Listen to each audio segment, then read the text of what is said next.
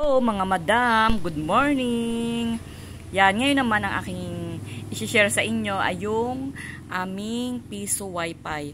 Ang totoo po niyan, hindi po talaga sa amin yung piso wifi. Kumbaga, namomorsyentuhan lang po kami para makalibre kami sa pambayad sa kuryente, kahit papaano.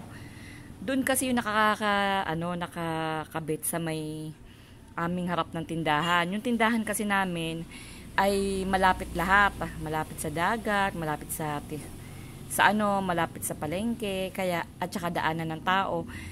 At saka ang ang maganda doon ay wala doon nagpipiso wifi, kami lang.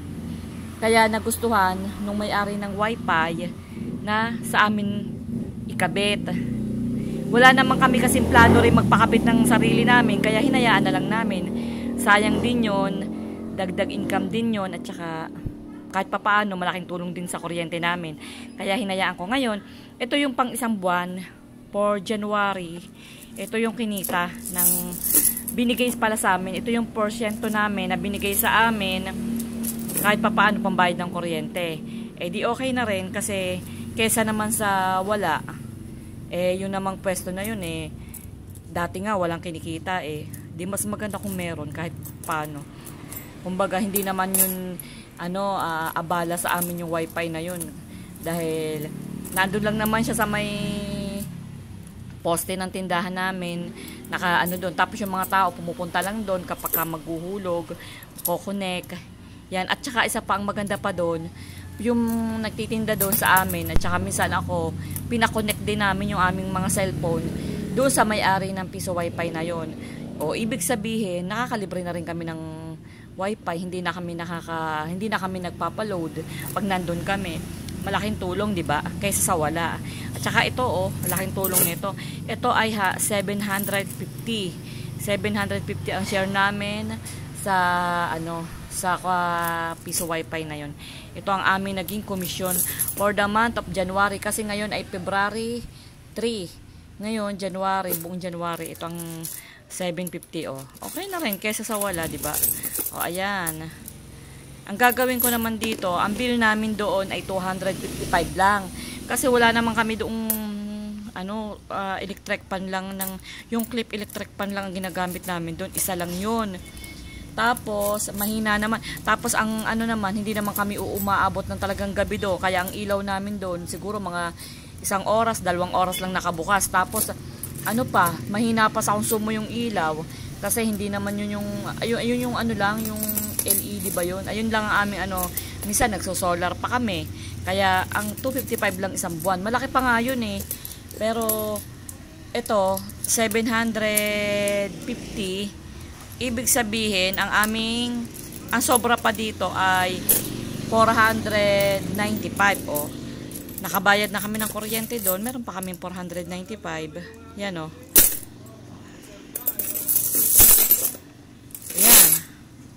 Yan ang amin. Bali ito ay 750. Ayan niya, ito kasi itong mga 20 na to, wala to pinaltan ko lang. Pero talaga puro 5 piso yung binigay sa akin. Ito, pinaltan ko lang ng 20-20.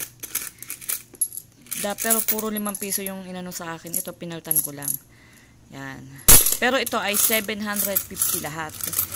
Sa loob ng isang buwan, nakabayad na kami ng 255 namin bill sa kuryente. Tapos may 495 pang sobra. Di ba? Yan. Maganda rin pala yun Pero mo kasi wala ka namang puhunan doon. Dahil pag maintenance, hindi ka maaabala, sila din ang gumagawa pag nasisira. Ayun nga pala, kaya pala dapat pala malaki pa rin to. Kaso nga lang, pasira-sira yung wifi. Minsan may bumabara, minsan nawawala sa connection. Kaya dapat pala kung hindi nagkakaroon ng aberya yung wifi na yun, yung piso wifi na yun, malaki talaga to. Kaso nga, ang tagal na, minsan 1 linggo na sira.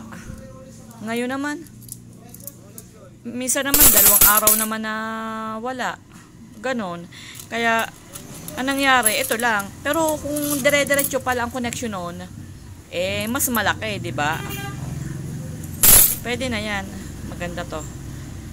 Ang tawag diyan, ang tawag ko dito kasi ay passive income. Kasi wala naman akong puhunan, nandyan lang siya, dumadating na. Yan, isa to sa passive income ko.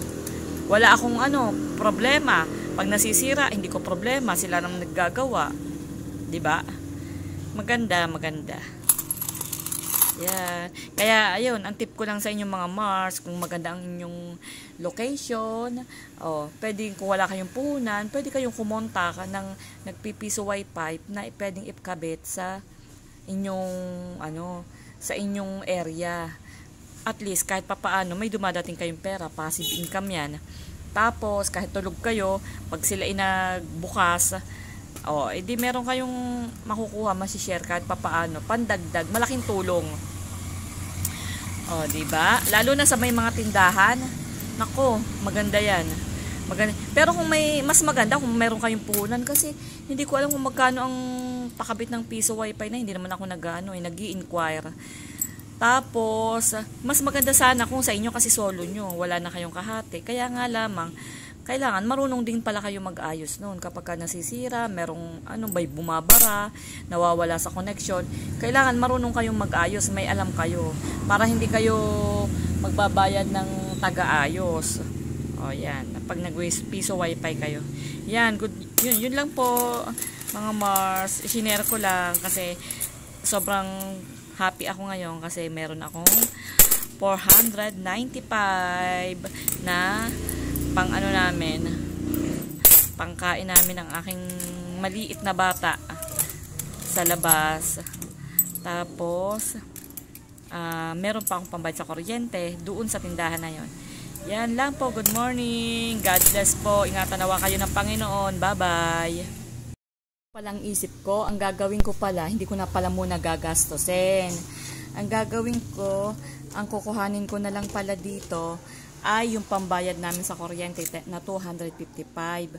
At yung sobra, dahil January naman nagsimula, ang gagawin ko, iipunin ko na lang pala. Ilalagay ko dito sa galon na to. Yan. Kinuha ko tong galon na to dun, Yan, ang dami naming galon. Kasi galon yan ng suka. Kasi di ba nagtitinda kami ng chicken. Ngayon, sausawan, ayan, Ngayon, bumawas ako ng isa. At ito nga, ang gagawin ko, ilalagay ko dito yung aking sobra na 595 para may ipon ako, di ba?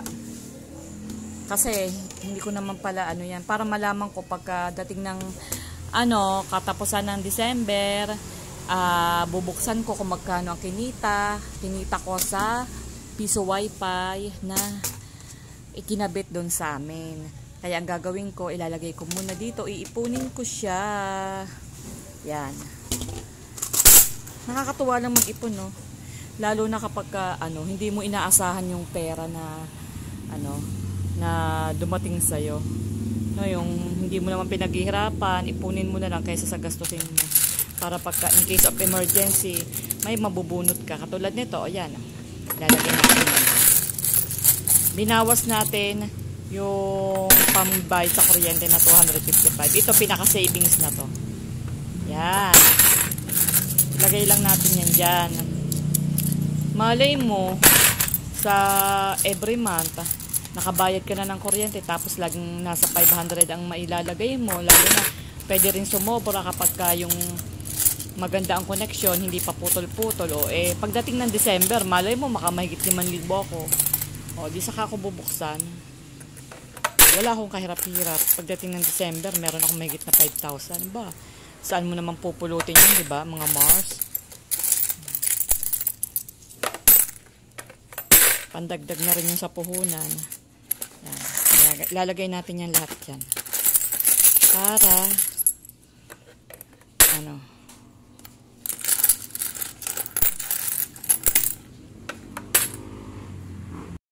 ng laman. Nilagay ko na lahat dito. Tapos, ang gagawin ko, tatakpan natin yan. Tapos, sa February, ilalagay ulit natin. Tapos, ang gagawin ko pala dito, lalagyan ko ng papel. Didikitan ko siya ng papel. Ilalagay ko dyan. January, 750. February, ganito, hanggang sa December. Para alam ko kung magkano ang binibigay nila sa amin. Okay, bye-bye po uli.